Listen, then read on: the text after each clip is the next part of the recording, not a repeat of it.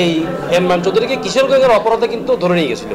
স্থানীয় কিশোর গ্যাং ও ইমরান সহ তার সহযোগী আরও বেশ কয়েকজনের নাম উল্লেখ করে তাদের বিরুদ্ধে ৩০ লক্ষ টাকা চাঁদা দাবির অভিযোগ তুলে সংবাদ সম্মেলন করেছেন নগরের ২৫ নং রামপুর ওয়ার্ডের বাসিন্দা মনিরুল ইসলাম আজাদ। অপকর্মের সন্ত্রাসী কার্যক্রমে এলাকার জনগণের মধ্যে ক্ষিপ্ত মনোভাব, এমনকি এলাকার নিরীহ জনগণের নিরাপত্তায় ভুগছে। সোমবার বিকেলে চট্টগ্রাম প্রেস ক্লাবে আয়োজিত এক সংবাদ সম্মেলনে একই এলাকার এসব কতিপয় সুবিধাভোগীদের নানান অভিযোগ তুলে ধরেন তিনি। ভুক্তভোগী জানান, একটি প্রতিষ্ঠানের অর্থ আত্মসাতের অভিযোগে চাকুরিচ্যুত হওয়া ইমরান তার ভূমি দখলের উদ্দেশ্যে ৩০ লক্ষ টাকা চাঁদা দাবি করে ও মিথ্যা মামলা দিয়ে নানানভাবে হয়রানি করছে তাদের। এই সম্পত্তিটা যখন আমি ডেভেলপ করতে যাই, মূলত সমস্যা এখান থেকে। গত 13-11 এবং গত 14-11 সে আমার স্টাফ পিয়নকে মারধর করে এবং বলে যে তোর বাপ আজাদকে নিয়ে আয়। তখন আমি যখন প্রতিবাদ করতে যাই, সে আমাকে বলে যে 30 লাখ টাকা চাঁদা দিতে হবে যদি জায়গা উদ্ধার করতে হয়। আমার নামজারি সহ আছে।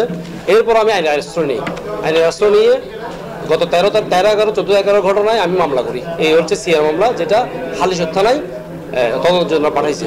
সংবাদ সম্মেলনে কথিত কিশোর গ্যাং ইমরান ও তার সহযোগী কর্তৃক ভুক্তভোগী আজাদ ও তার পরিবারকে প্রাণনাশের হুমকি, মিথ্যে মামলা দিয়ে হয়রানি ও জোরপূর্বক চাঁদা দাবি করে নির্যাতনের প্রতিবাদ জানিয়ে প্রশাসনের সহযোগিতা কামনা করেন তিনি। এরা প্রতিনিয়ত এদের ভাই মিজান, এর স্টাফ বন্ধু সহযোগী রাজু, আরিফ, ওর বোন লিলি, লিলিকে দিয়ে পর্যন্ত এখন আমাকে ফাঁসানোর চেষ্টা করতেছে।